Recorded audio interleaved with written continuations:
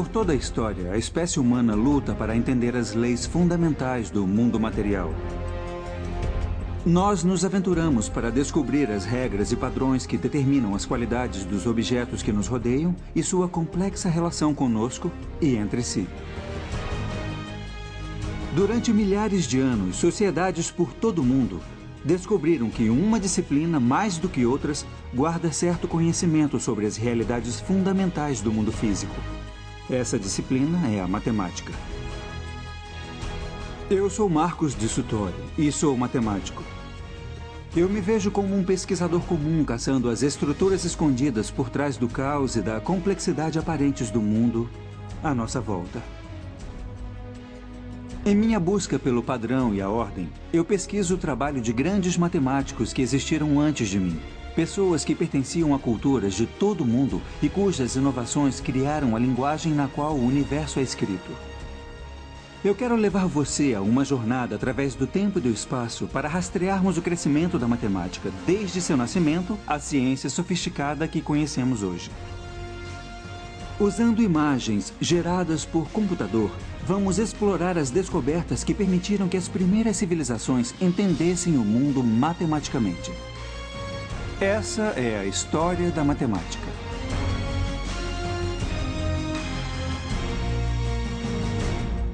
A história da matemática.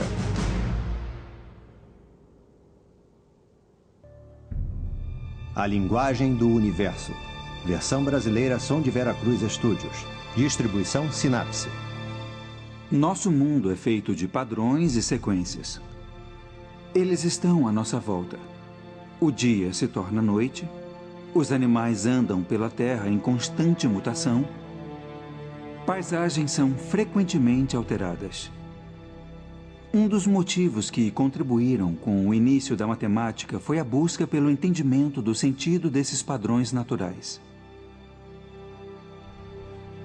Os conceitos mais básicos da matemática, espaço e número, estão arraigados em nosso cérebro. Até os animais têm um sentido de distância e quantidade. Percebem quando seu bando está desfalcado, quando devem lutar ou voar, e calculam se sua presa está numa distância acessível. Entender matemática é a diferença entre vida e morte. Mas foi o homem que pegou esses conceitos básicos e começou a construir essas bases. Em algum ponto, os humanos começaram a localizar padrões e fazer conexões para contar e ordenar o mundo em torno deles. E com isso, um novo universo matemático começou a surgir.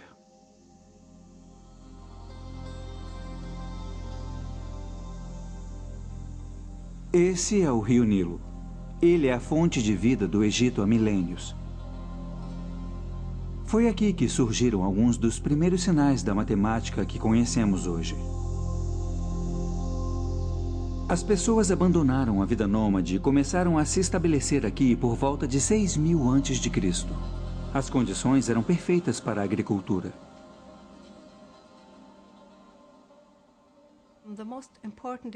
O evento mais importante na agricultura egípcia a cada ano era a cheia do Nilo. Então ela foi usada como marcação do início de cada ano. Os egípcios registraram o que acontecia em períodos de tempo. Para estabelecer um calendário como esse, você tem que contar quantos dias, por exemplo, havia entre as fases da lua, ou quantos dias havia entre duas cheias do Nilo. Registrar os padrões das estações era essencial não só para a gerência da terra, mas também para a religião. Os antigos egípcios que se estabeleceram nas margens do Nilo acreditavam que era o deus do rio que o enchia a cada ano e, em troca da água que fornecia a vida, os cidadãos ofereciam uma porção da produção como agradecimento. Quando os assentamentos ficaram maiores, se tornou necessário encontrar maneiras de administrá-los. Era preciso calcular porções de terra, fazer previsão das colheitas e cobrar impostos. Resumindo, as pessoas precisavam contar e medir. Os egípcios usavam seus corpos para medir o mundo. E foi assim que as unidades de medidas evoluíram. Um palmo era a largura de uma mão. Um cúbito, a distância entre o cotovelo e as pontas dos dedos. Os cúbitos de terra, faixas de terra medindo 1 cúbito por 100, eram usados pelos topógrafos dos faraós para calcular áreas. Há uma relação bem forte entre a burocracia e o desenvolvimento da matemática no Antigo Egito, e nós podemos vê-la desde o início da invenção do sistema numérico. Através da história egípcia até o Velho Reinado, a única evidência que temos é dos sistemas metrológicos, que são medidas de áreas por extensão. Isso aponta a necessidade burocrática de desenvolver essas coisas. Era vital saber a área das terras de um fazendeiro para ele poder ser taxado de acordo, ou para saber se o Nilo roubou parte de suas terras para que ele pudesse pedir abatimento. Isso significava que os topógrafos dos faraós calculavam frequentemente a área de partes irregulares de terra. E a busca por solucionar esses problemas práticos que os tornaram os primeiros inovadores matemáticos.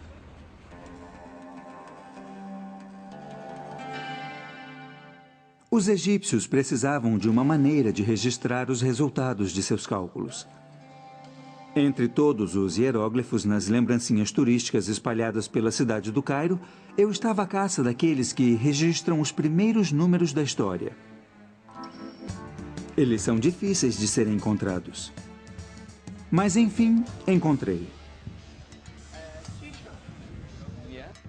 Os egípcios usavam um sistema decimal motivado pelos 10 dedos das mãos. O sinal de 1 era um risco. 10 era um osso de calcanhar, 100 um rolo de corda e 1000 eram plantas de lótus. Quanto é essa camiseta? Ela custa 25 libras. 25? É. Então são 2 ossos de calcanhar e 5 riscos. Isso. Então não vai me cobrar nada disso aqui. 1 milhão aqui. 1 milhão? Meu Deus! Não, Esse não. é 1 milhão? 1 milhão é muita coisa. Os hieróglifos são bonitos, mas o sistema numérico egípcio era fundamentalmente simples. Eles não tinham o conceito de uma notação posicional. Então, um risco só podia representar uma unidade, não 100 ou 1000. Apesar de escrever 1 milhão com apenas um desenho e não os 7 que usamos, se você quisesse escrever 1 milhão menos 1, o pobre escriba egípcio teria que escrever 9 riscos, 9 ossos de calcanhar, 9 rolos de corda e assim por diante, num total de 54 desenhos. Apesar do inconveniente desse sistema numérico, os egípcios eram brilhantes solucionadores de problemas. Sabemos disso por causa dos poucos registros que sobreviveram. Os escribas egípcios usavam folhas de papiro para registrar suas descobertas matemáticas. Esse delicado material feito de talos de plantas foi destruído com o tempo e muitos segredos pereceram com ele. Mas há um documento revelador que sobreviveu. O papiro matemático de Hind é o documento mais importante que temos hoje da matemática egípcia. Temos uma boa ideia de que tipos de problemas os egípcios tinham que enfrentar em sua matemática. Também temos uma demonstração explícita de como as multiplicações e divisões eram feitas. O papiro mostra como multiplicar 2 números grandes. Mas, para ilustrar o método, vamos pegar 2 números menores. Vamos usar 3 vezes 6. O escriba pegava o primeiro número, 3, e colocava numa coluna. Na segunda coluna, ele colocava o número 1. E depois dobrava os números em cada coluna, então 3 se tornava 6. E 6 se tornava 12. E depois, na segunda coluna, 1 se tornava 2 e 2 se tornava 4. Aqui está a parte interessante. O escriba quer multiplicar 3 por 6. Então pega os grupos na segunda coluna, que somam 6. São 2 mais 4. Depois ele volta à primeira coluna e pega as fileiras correspondentes ao 2 e ao 4. Então são 6 e 12. Ele soma os 2 para ter a resposta 18. Mas o mais impressionante para mim nesse método é que o escriba escreve efetivamente o segundo número em 6 binários. É um lote de 4, um lote de 2 e nenhuma unidade, que é 1, 1, 0. Os egípcios entenderam o poder dos binários mais de 3.000 anos antes do matemático e filósofo Leibniz revelar o seu potencial. Hoje, todo o mundo tecnológico depende dos mesmos princípios que eram usados no Antigo Egito. O papiro de Hind foi registrado por um escriba chamado Hermes por volta de 1650 a.C., e seus problemas buscam as soluções para situações cotidianas. Vários dos problemas mencionam pães e cerveja, porque era comum pagar os trabalhadores egípcios com comida e bebida. Um deles se preocupa em dividir 9 pães igualmente entre 10 pessoas, sem que houvesse briga. Eu tenho 9 pães aqui e vou pegar 5 deles e cortar pela metade. Claro que 9 pessoas poderiam pegar 1/10 do seu pão e dar um monte de migalhas a uma 10ª pessoa. Mas os egípcios desenvolveram uma solução mais elegante. Pegaram os outros 4 e dividiram em 3. Mas 2/3 eu vou cortar em 5, então cada pedaço vai ser a 15ª parte. Cada pessoa recebe uma metade, mais 1/3 e uma 15ª parte. É através de problemas práticos como esse que começamos a ver uma matemática mais abstrata se desenvolver. De repente, novos números entram em cena, frações. E em breve, os egípcios estariam explorando a matemática desses números. Frações são claramente de importância prática a qualquer um que queira dividir quantidades para pôr no mercado. Para registrar essas transações, os egípcios desenvolveram uma notação que registrava esses novos números. Uma das mais antigas representações dessas frações veio de um hieróglifo que tinha grande significado místico. Ele se chama Olho de Horus. Horus foi um antigo deus do reino, representado como metade homem, metade falcão. De acordo com a lenda, o pai de Horus foi morto por seu outro filho, Set. Horus estava determinado a vingar o assassinato. Durante uma batalha bastante violenta, Set arrancou o olho de Horus, o cortou e espalhou pelo Egito. Mas os deuses estavam cuidando de Horus e reuniram os pedaços e refizeram o olho. Cada parte do olho representava uma fração diferente. Cada uma é metade da fração anterior. Apesar de o olho original representar uma unidade inteira, o olho reunido é 64 avos menor.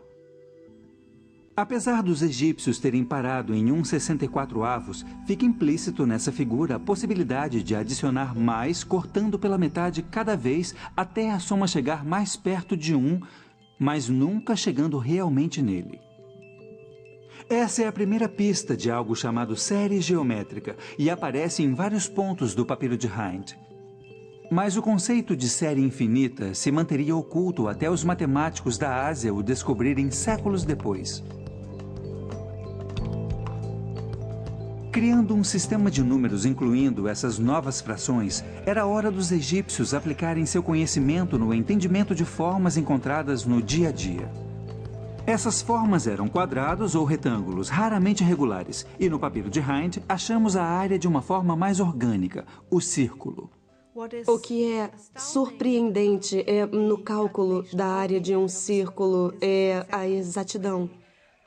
Como eles encontraram o método, ainda não se sabe, porque os textos que temos não nos mostram como foram obtidos.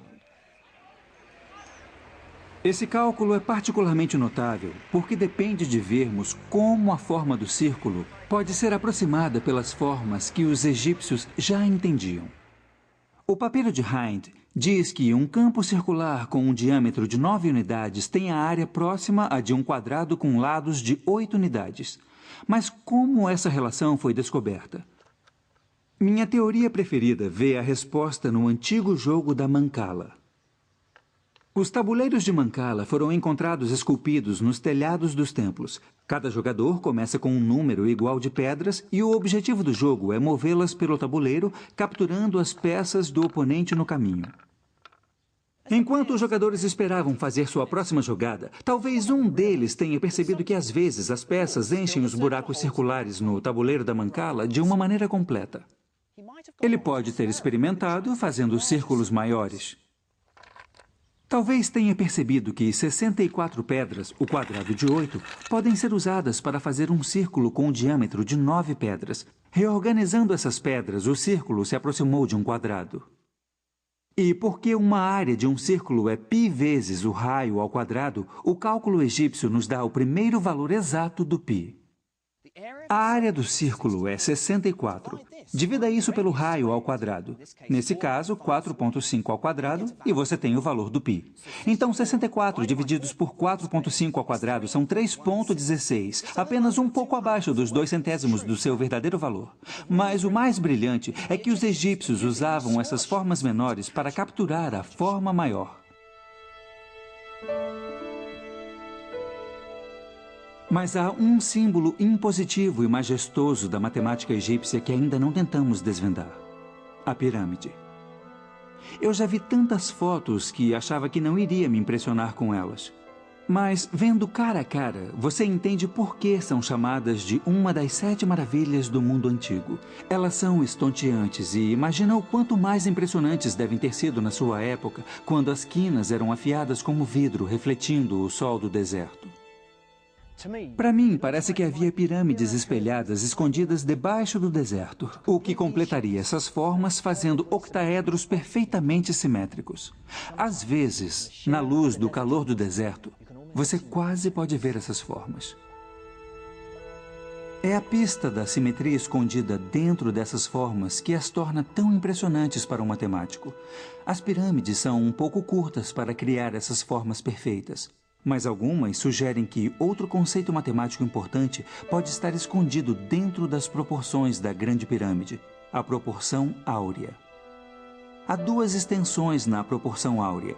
Se a relação da mais longa com a mais curta for a mesma que a soma de 2 do lado maior, essa proporção é associada com as proporções perfeitas encontradas por toda a natureza e também no trabalho de artistas, arquitetos e designers do milênio.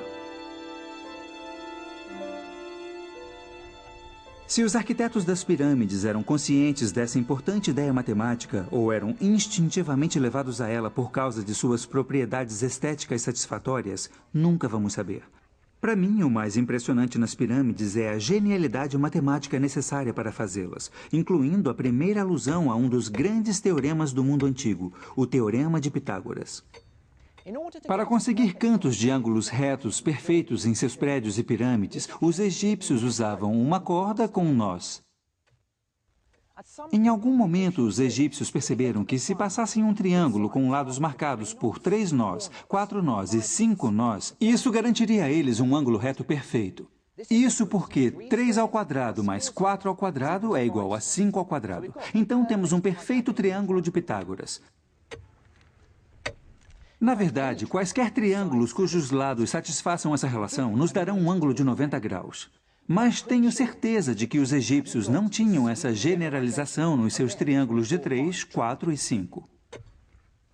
Não podemos esperar encontrar uma prova geral, porque esse não é o estilo da matemática egípcia. Todo problema foi resolvido usando números concretos, e se uma verificação fosse feita no final, ela usaria o resultado e esses números concretos. Não há prova geral entre os textos matemáticos egípcios. Levaram uns 2000 anos até que os gregos e Pitágoras provassem que todos os triângulos retângulos partilhavam de certas propriedades. Essa não foi a única ideia matemática que os egípcios descobriram. Em um documento de 4000 anos, chamado de Papiro de Moscou, encontramos uma fórmula para uma pirâmide com o seu pico cortado, o que mostra a primeira pista de cálculos em andamento. Para um local como o Egito, que é famoso por suas pirâmides, é de se esperar que problemas como esse fossem constantes em seus textos matemáticos. O cálculo do volume de uma pirâmide cortada é uma das partes mais avançadas da matemática do Antigo Egito em relação aos nossos padrões modernos. Os arquitetos e engenheiros certamente queriam essa fórmula para calcular a quantidade de material exigida para suas construções. Mas a sofisticação da matemática egípcia é que pôde produzir um método tão bonito.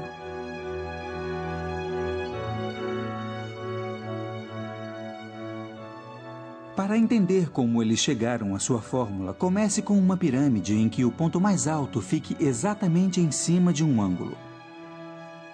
3 desses podem ser reunidos para fazer uma caixa retangular, fazendo com que o volume da pirâmide inclinada seja 1/3 do volume da caixa. Isso é a altura vezes o comprimento vezes a largura divididos por 3. Aí vem um argumento que mostra as primeiras pistas do cálculo usado milhares de anos antes de Gottfried Leibniz e Isaac Newton criarem a teoria. Imagine que você cortasse a pirâmide em fatias. Poderia então arrastar as camadas para fazer uma pirâmide mais simétrica, como vemos em Giza. No entanto, o volume da pirâmide não mudou, apesar da reorganização das camadas. Então, a mesma fórmula funciona. Os egípcios eram inovadores incríveis e sua habilidade de gerar a nova matemática era desconcertante. Para mim, eles revelaram o poder da geometria e dos números e deram os primeiros passos em direção às excitantes descobertas matemáticas que viriam. Mas havia outra civilização que tinha matemática para rivalizar com a do Egito. E sabemos muito mais sobre suas conquistas.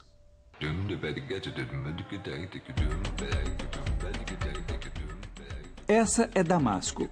Com mais de 5.000 anos, hoje em dia ainda é vibrante e animada. Ela era o ponto mais importante nas rotas de comércio, ligando a velha Mesopotâmia ao Egito. Os babilônios controlavam a maior parte do que hoje é Iraque, Irã e Síria, desde 1800 a.C. Para expandir e comandar seu império, eles se tornaram mestres na manipulação e administração de números. Temos códigos legais, por exemplo, que nos dizem sobre como a sociedade era ordenada. E as pessoas que mais conhecemos são os escribas, pessoas profissionalmente instruídas que mantinham registros de famílias ricas e de templos e palácios. Escolas de escribas existiam desde 2500 a.C. Escribas aspirantes eram mandados para lá crianças e aprendiam a ler, escrever e trabalhar com números. Os registros de escribas foram mantidos em blocos de argila, o que permitiu que os babilônios comandassem e aumentassem seu império. No entanto, muitos dos blocos que temos hoje não são documentos oficiais, mas exercícios de crianças. São relíquias incomuns que nos dão uma ideia rara de como os babilônios lidavam com a matemática. Esse é um livro escolar de geometria do século XVIII a.C. e vocês podem ver que há várias figuras nele. E embaixo de cada figura há um texto que dá um problema sobre ela. Por exemplo, esse aqui diz: eu desenhei um quadrado com 60 unidades de comprimento e dentro fiz 4 círculos. Quais são as suas áreas? E esse pequeno bloco aqui foi escrito pelo menos 1000 anos depois do outro bloco.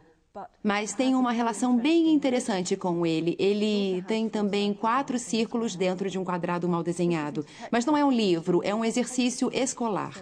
O adulto que ensinava dava isso ao aluno como exemplo de dever de casa ou uma coisa assim. Como os egípcios, os babilônios parecem interessados em resolver problemas práticos relacionados a pesos e medidas. A solução babilônica a esses problemas é escrita como receitas matemáticas. Um escriba simplesmente seguia e gravava uma série de instruções para chegar ao resultado. Aqui é um exemplo do tipo de problema que eles resolviam. Eu tenho um feixe de gravetos de canela aqui, mas eu não vou pesá-lo. Ao invés disso, vou pegar 4 vezes seu peso e colocar na balança. Agora vou adicionar 20 jin. Jin era a medida de peso babilônica. Eu vou pegar metade de tudo e adicionar de novo. Então, são 2 feixes e 10 jin. Agora, tudo desse lado é igual a 1 mana. 1 mana era 60 jin. E aqui temos uma das primeiras equações matemáticas da história. Tudo desse lado é igual a 1 mana. Mas quanto pesa o feixe de gravetos de canela? Sem qualquer linguagem algébrica, eles puderam manipular as quantidades para poder provar que os gravetos de canela pesavam 5 jin. Na minha cabeça, é esse tipo de problema que dá um pouco de má fama à matemática. Você pode culpar os antigos babilônios por todos aqueles problemas tortuosos que resolveu na escola, mas os antigos escribas babilônios se destacavam nesse tipo de problema. Estranhamente, eles não usavam grupos de 10 como os egípcios. Usavam grupos de 60. Os babilônios inventaram seu sistema numérico como os egípcios, usando os dedos. Mas ao invés de contar os 10 dedos das mãos, os babilônios encontraram uma maneira bem mais intrigante de contar partes do corpo. Eles contavam os 12 nós dos dedos de uma mão e os 5 dedos na outra para poder contar 12 vezes 5, ou seja, 60 números diferentes. Então, por exemplo, esse número seria 2 lotes de 12, 24, e depois 1, 2, 3, 4, 5 para chegar a 29. Mas o número 60 tinha outra propriedade poderosa. Ele pode ser perfeitamente dividido de várias maneiras. Aqui há 60 feijões. Eu posso arranjá-los em 2 fileiras de 30, 3 fileiras de 20, 4 fileiras de 15, 5 fileiras de 12 ou 6 fileiras de 10. A divisibilidade do número 60 o torna uma base perfeita para se fazer aritmética. O sistema de base 60 teve tanto sucesso que ainda usamos os seus elementos hoje. Toda vez que queremos dizer as horas, reconhecemos unidades de 60, 60 segundos no minuto, 60 minutos numa hora. Mas o mais importante do sistema numérico babilônico era reconhecer uma notação posicional. Como nossos números decimais contam quantos lotes de dezenas, centenas e milhares você registra, a posição de cada número babilônico registra a quantidade de 60 que você conta.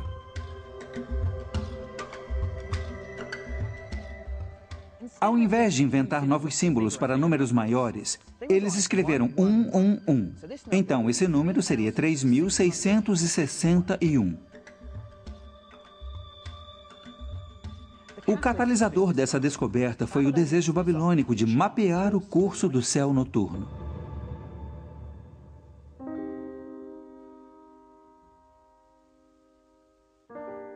O calendário babilônico foi baseado nos ciclos lunares. E então precisavam de uma maneira para registrar astronomicamente números grandes. Mês a mês, ano a ano, esses ciclos eram registrados. Desde 800 a.C., havia listas completas de eclipses lunares. O sistema babilônico de medidas era bastante sofisticado para a época. Eles tinham um sistema de medida angular, 360 graus num círculo completo. Cada grau era dividido em 60 minutos e depois era dividido em 60 segundos. Assim, eles tinham um sistema regular de medidas e ele estava em perfeita harmonia com seu sistema numérico. Então, era bastante útil não só para a observação, mas também para o cálculo. Mas para calcular e lidar com números grandes, os babilônios precisavam inventar um novo símbolo. E fazendo isso, eles prepararam o terreno para um dos maiores avanços na história da matemática, o zero. No início dos tempos, para os babilônios marcarem um lugar vazio no meio de um número, eles deixavam um espaço em branco. Então precisavam de uma maneira de representar o nada no meio de um número. Assim usavam um sinal como apóstrofos ou sinais de pontuação, e isso significava o zero no meio de um número. Essa foi a primeira vez que um zero, sob qualquer forma, apareceu no universo matemático. Mas ainda levaria 1000 anos até que esse marcador de lugar se tornasse um número com todo o seu direito.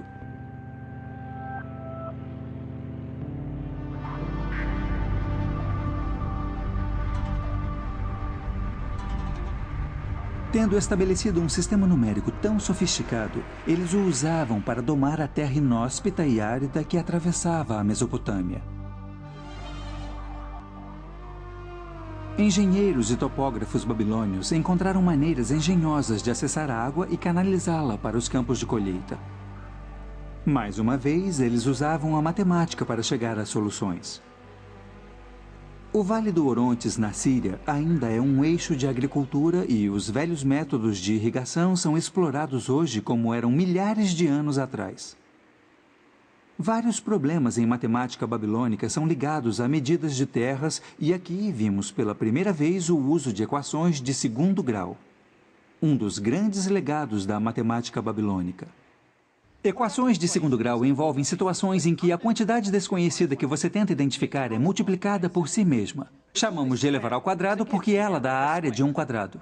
E é no contexto do cálculo de áreas de terras que essas equações de segundo grau surgem naturalmente.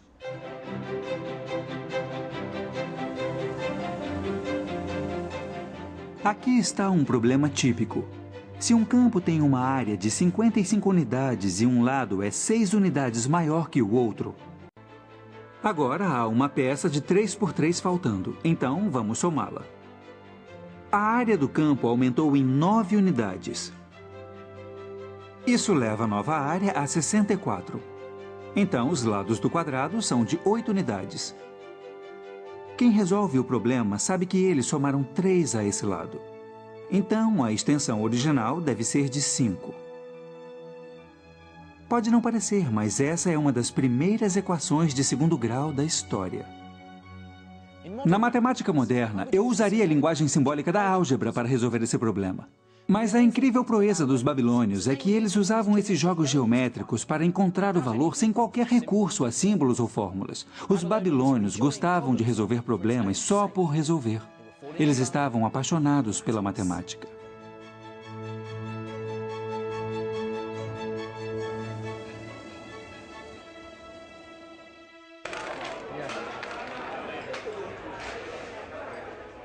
A fascinação babilônica pelos números logo encontrou lugar em seu tempo de lazer também.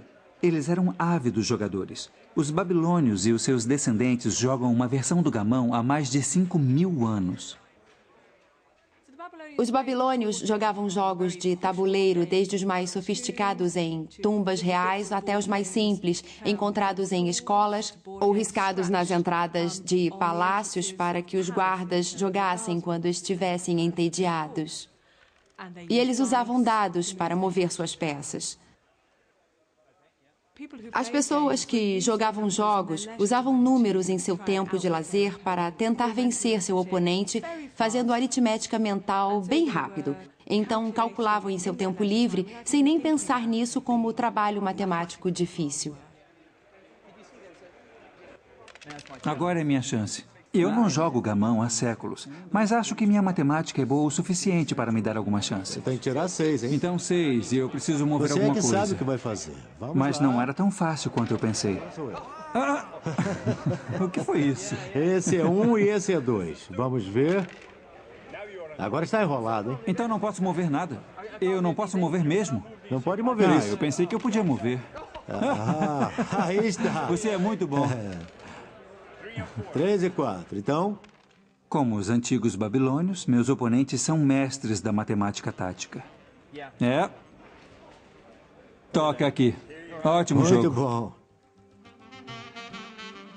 Os babilônios são reconhecidos como uma das primeiras culturas a usar formas simétricas para fazer dados. Mas há debates acalorados sobre se eles também seriam os primeiros a descobrir o segredo de outra forma importante: o triângulo retângulo.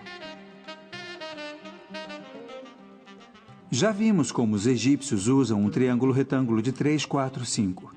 Mas o que os babilônios sabiam sobre essa forma e outras como essa é bem mais sofisticado.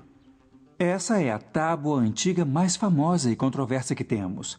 Ela se chama Plimpton 322.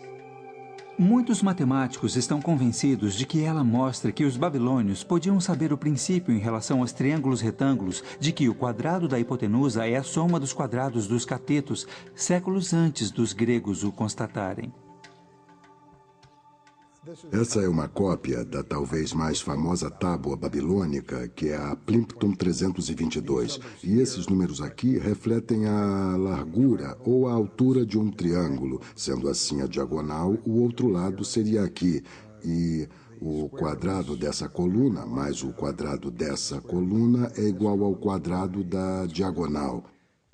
Eles foram organizados para que o ângulo decrescesse regularmente numa base bastante uniforme, mostrando que alguém tinha muito entendimento de como os números se encaixavam.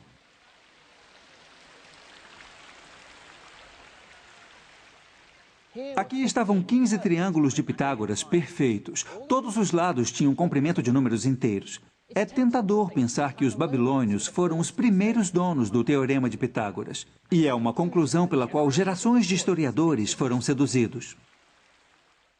Mas poderia haver uma explicação mais simples para os grupos de 3 números que formam o Teorema de Pitágoras. Não é uma explicação sistemática dos triplos pitagóricos. É simplesmente um professor de matemática fazendo uns cálculos bem complicados para produzir números bem simples e resolver os problemas de seus alunos sobre triângulos retângulos. Nesse sentido, é sobre triplos pitagóricos, só que incidentalmente. As pistas mais valiosas para o que eles entendiam podiam estar em outro lugar. Essa pequena tábua de exercícios escolares tem quase 4.000 anos e revela o que os babilônios sabiam sobre triângulos retângulos. Ela usa o princípio do Teorema de Pitágoras para descobrir o valor de um assombroso número novo. Ao longo da diagonal está uma boa aproximação da raiz do quadrado de 2. Assim, isso nos mostra que ela era conhecida e usada em ambientes escolares. Isso é importante porque a raiz quadrada de 2 é o que hoje chamamos de número irracional. Isto é, se escrevemos em decimais ou mesmo em lugares hexadecimais, ele não termina, os números continuam para sempre depois da vírgula decimal.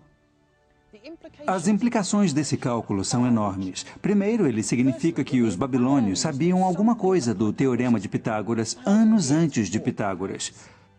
Segundo, o fato deles calcularem esse número com precisão de 4 casas decimais mostra uma incrível facilidade aritmética, tanto quanto uma paixão pela minúcia matemática.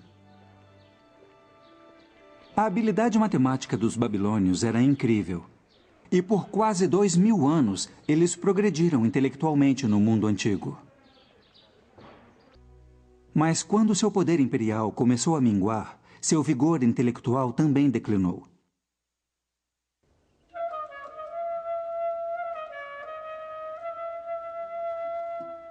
Por volta de 330 a.C., os gregos avançaram ao alcance de seu império até a antiga Mesopotâmia. Essa é Palmira, no centro da Síria, que um dia foi uma cidade grande construída pelos gregos. O conhecimento matemático necessário para construir estruturas com tanta perfeição geométrica é impressionante. Como os babilônios antes, os gregos também eram apaixonados pela matemática. Os gregos eram colonizadores inteligentes. Eles tiraram o melhor das civilizações que conquistaram para aumentar seu próprio poder e influência. Mas também deram as suas contribuições. Na minha opinião, sua maior inovação tem a ver com uma mudança de pensamento. O que eles iniciaram influenciaria a humanidade por séculos. Eles nos deram poder de prova. De certa forma, eles decidiram que tinham que ter um sistema dedutivo para a sua matemática. E o sistema dedutivo típico era começar com certos axiomas que você imagina verdadeiros. Como se imagina que certo teorema seja verdadeiro, mas sem provar.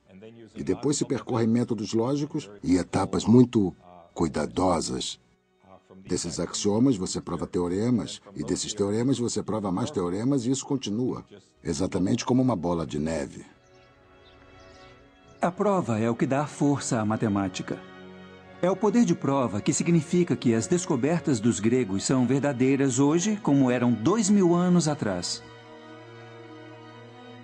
Eu precisava seguir para o oeste, no coração do antigo Império Grego, para aprender mais.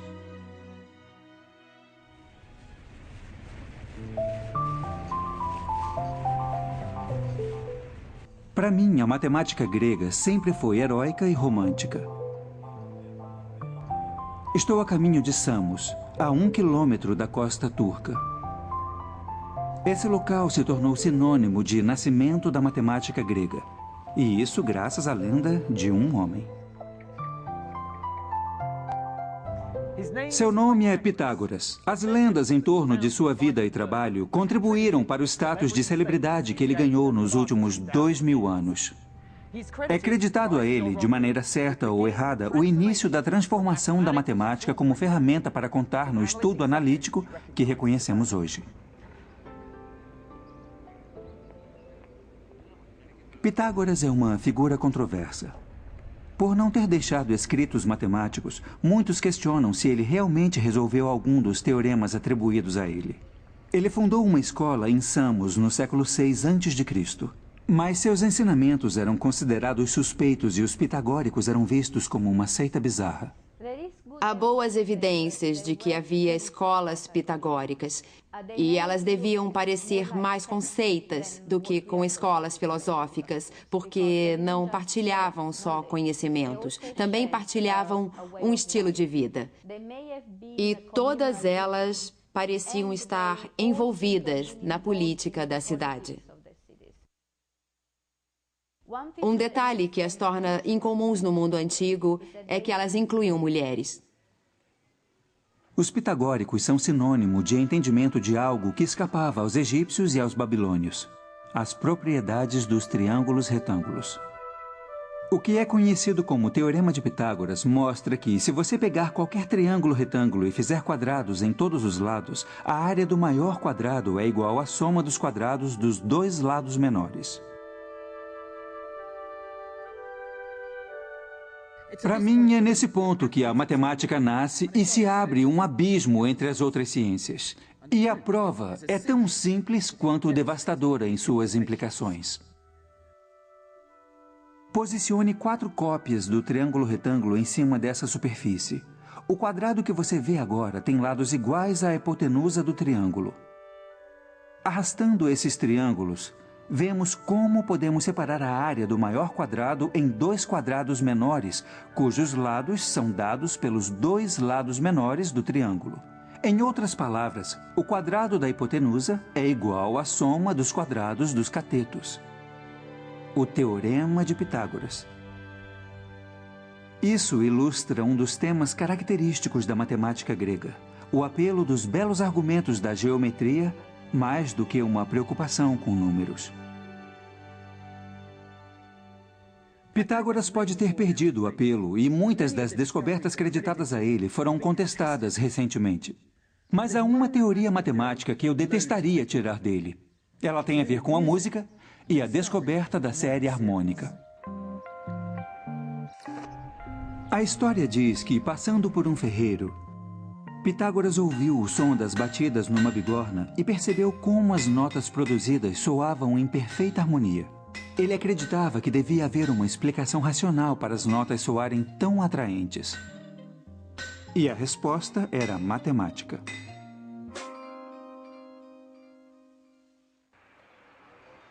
Experimentando com um instrumento de corda, Pitágoras descobriu que os intervalos entre as notas musicais harmoniosas eram sempre representados como razões de números inteiros. E foi assim que ele pode ter construído a sua teoria. Primeiro, ele tocou uma nota na corda solta. Depois, na metade do comprimento. A nota quase parece a mesma da primeira. Na verdade, é uma oitava mais alta, mas a relação é tão forte que damos o mesmo nome a essa nota. Agora pegamos 1/3 da extensão e temos outra nota que parece harmonizar com as 2 primeiras. Mas pegue um comprimento de corda que não está numa razão de número inteiro e temos a dissonância.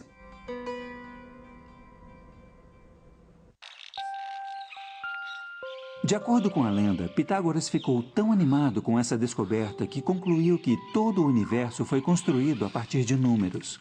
Mas ele e seus seguidores estavam diante de um desafio à sua visão de mundo ainda maior.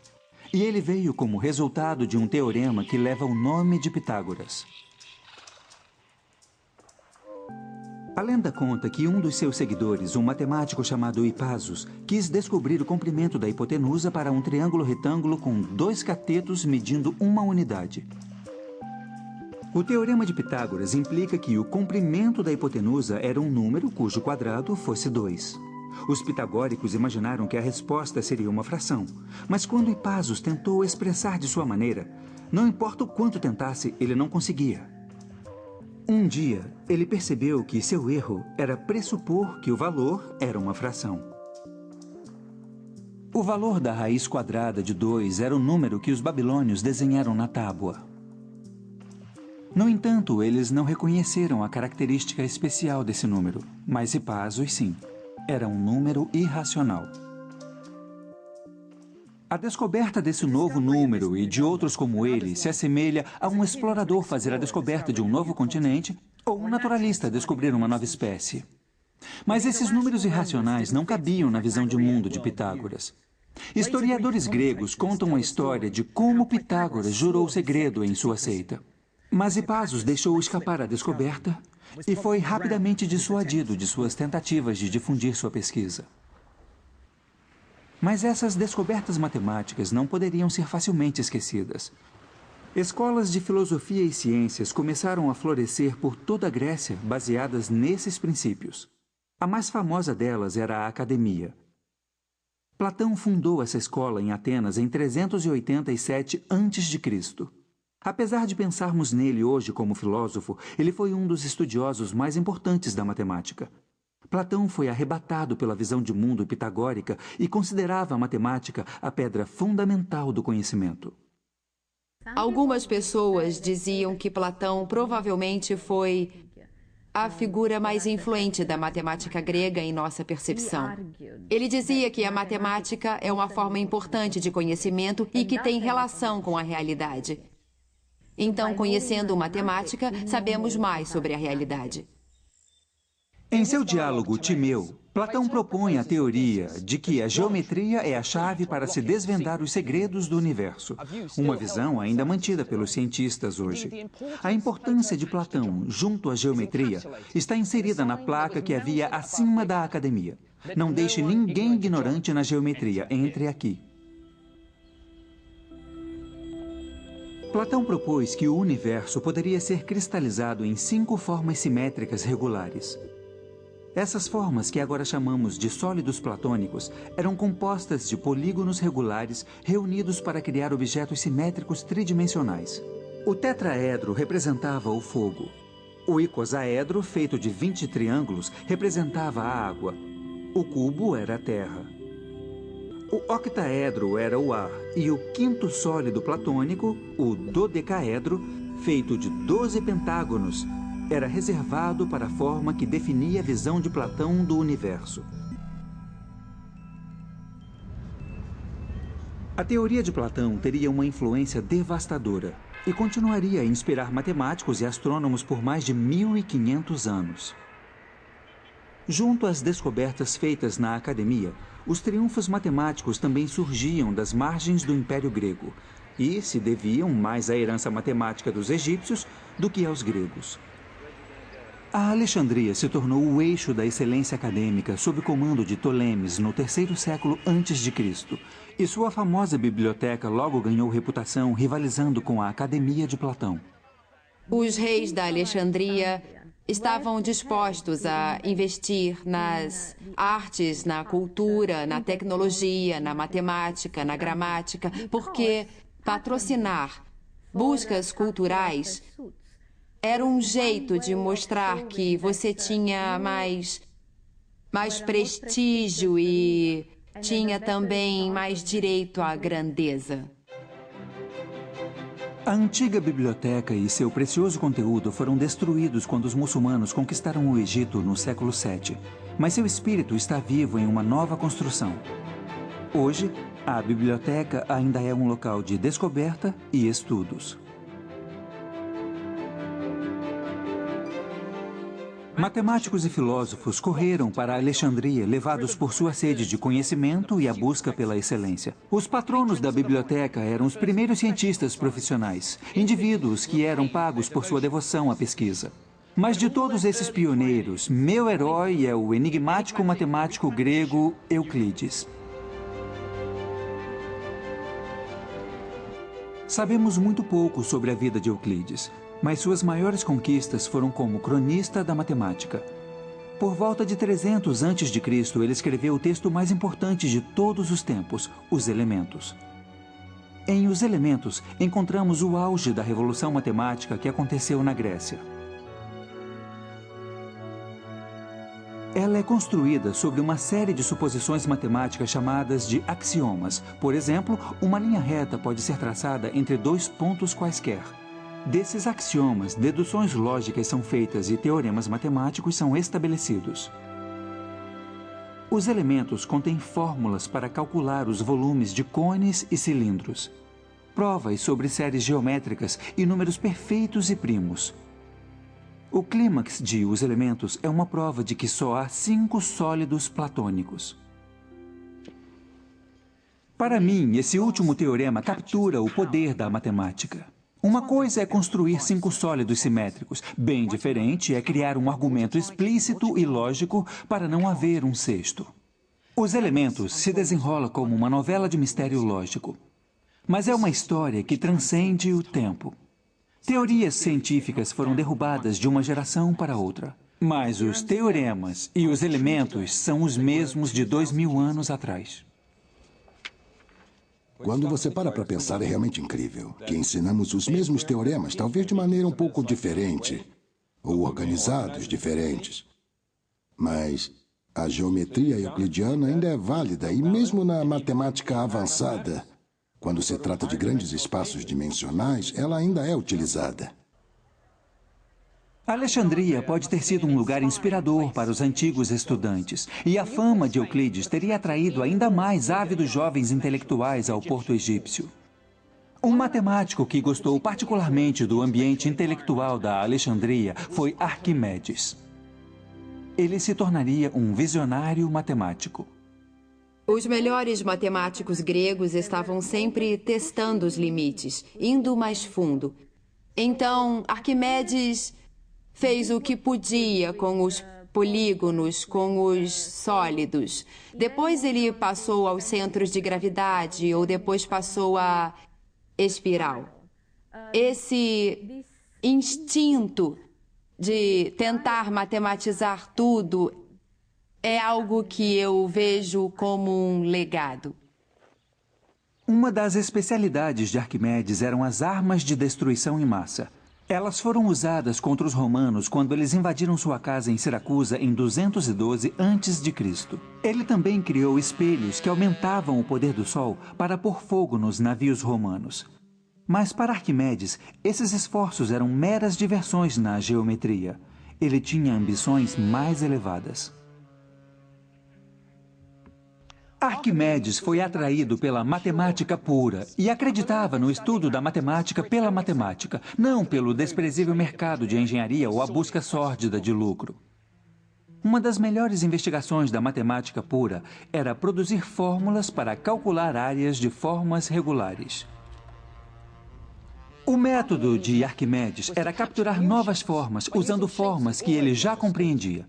Então, por exemplo, para calcular a área de um círculo, ele o fechava num triângulo e depois dobrava o número de lados do triângulo. A forma interna ficava cada vez mais perto do círculo. E às vezes chamamos um círculo de polígono com um número infinito de lados. Mas estimando a área do círculo, Arquimedes, na verdade, consegue o valor de π, o número mais importante na matemática.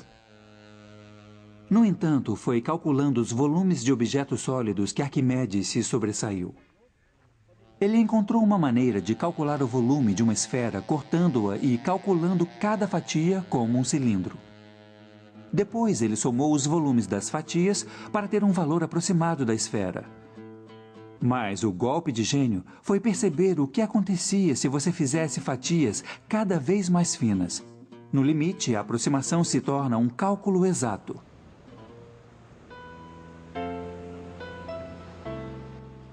Mas o comprometimento de Arquimedes com a matemática foi sua ruína. Arquimedes estava contemplando um problema sobre círculos traçados na areia quando um soldado romano o abordou. Arquimedes estava tão imerso em seu problema que insistiu em terminar seu teorema. Mas o soldado romano não estava interessado no problema de Arquimedes e o matou no local. Mesmo diante da morte, a devoção de Arquimedes à matemática era inabalável.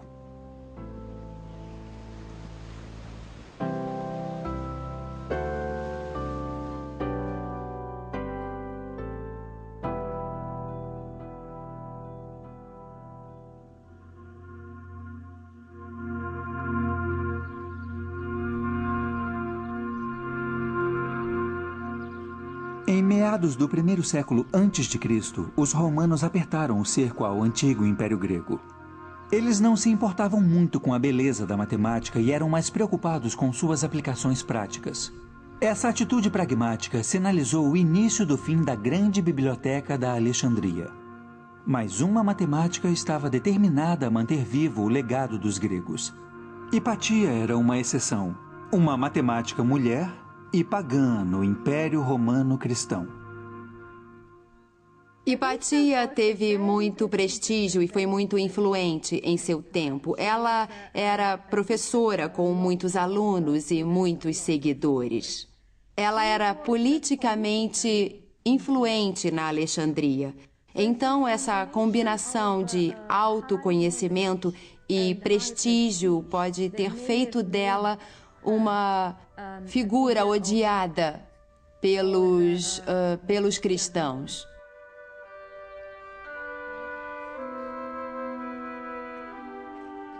Um dia, durante a quaresma, Hipatia foi arrancada de sua carruagem por um grupo cristão e levada a uma igreja. Lá ela foi torturada e brutalmente assassinada. As circunstâncias dramáticas de sua vida e morte fascinaram as gerações seguintes. Infelizmente, sua crença encobriu suas conquistas matemáticas. Ela era uma brilhante professora e teórica, e sua morte deu um golpe final na herança da matemática grega da Alexandria.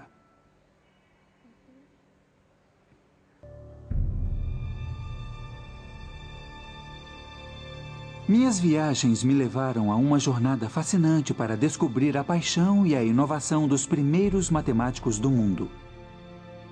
São descobertas feitas por esses pioneiros do Egito, da Babilônia e da Grécia, que são as bases nas quais minha ciência é construída hoje.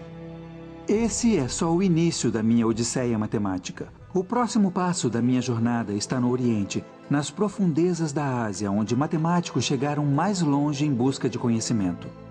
Com essa nova era, veio uma linguagem da álgebra e dos números que serão contados no próximo capítulo de A História da Matemática.